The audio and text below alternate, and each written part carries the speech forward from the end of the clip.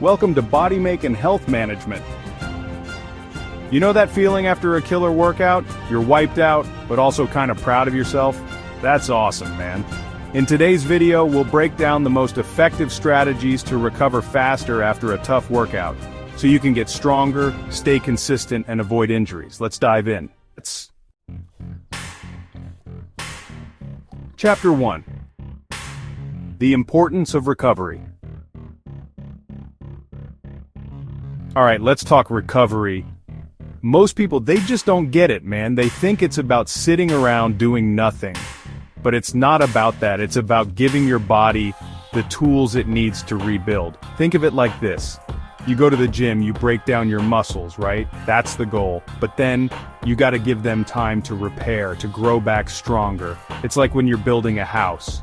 You don't just keep laying bricks without letting the cement dry, do you? No way, that's gonna be a disaster. Same thing with your body. You gotta let those muscles recover, let the inflammation go down. And here's the thing, recovery isn't just about your muscles, it's about your nervous system, your hormones, everything. It's about letting your whole system reset so you can go hard again. You know, people talk about overtraining and it's a real thing, but a lot of times, it's not about training too much, it's about recovering too little. Think about it like this. You're driving a car, pushing it hard, redlining it every time.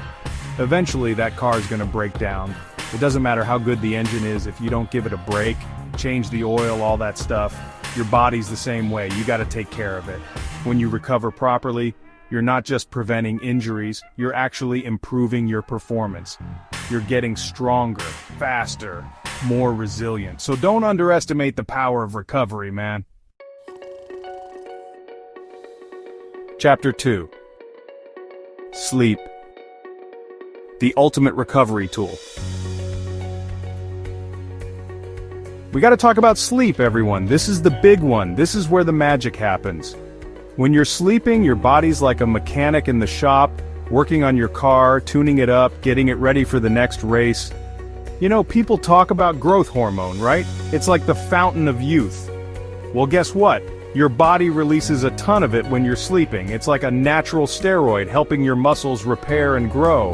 And it's not just about muscle growth. Sleep is when your brain cleans itself out, consolidates memories, gets rid of all the toxins. It's like hitting the reset button on your whole system. And when your brain is sharp, you make better decisions. You're more focused. You have more energy. It all comes back to sleep. Now I know what you're thinking. Joe, I'm busy, I got stuff to do, I can't sleep 8 hours a night, I get it. But here's the thing. You can't afford not to sleep. It's that important. Think about it like an investment. You're investing in your health, your performance, your longevity, and the best part is, it's free. You don't need a fancy gym membership or expensive supplements, you just gotta make it a priority. So how do you do that? Well, first of all, create a routine.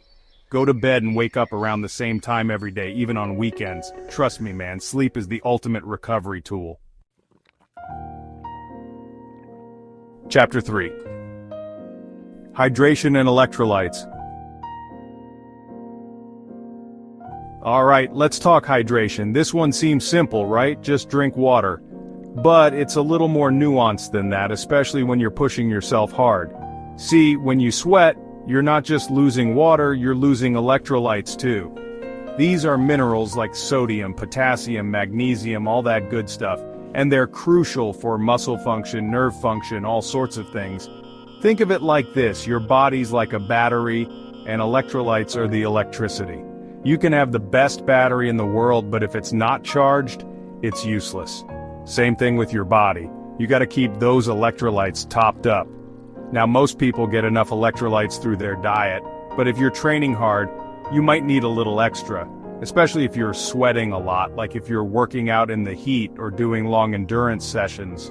So what are the signs of electrolyte imbalance? Well, you might get muscle cramps, feel fatigued, dizzy, lightheaded, your heart might race. These are all signs that your body's struggling to maintain its balance. The good news is, it's easy to fix. Trust me, man, staying hydrated and keeping those electrolytes balanced will make a huge difference in your recovery and your performance. Chapter 4. Post-workout nutrition. Alright, let's talk about food, everyone. Because what you put in your body after a workout is just as important as what you do in the gym. Think of it like this: you just smashed your muscles, they're like a construction site, all torn down. Now you gotta give them the building blocks they need to rebuild stronger than before. And the two most important nutrients for muscle recovery are protein and carbohydrates. Protein provides the amino acids, which are like the bricks for building new muscle tissue. And carbohydrates replenish your glycogen stores, which is the energy your muscles use to power through those workouts. Now, I'm not saying you gotta go crazy and eat a mountain of food after every workout, but you do want to eat something within that crucial 30 to 60 minute window after training. This is when your muscles are most receptive to nutrients.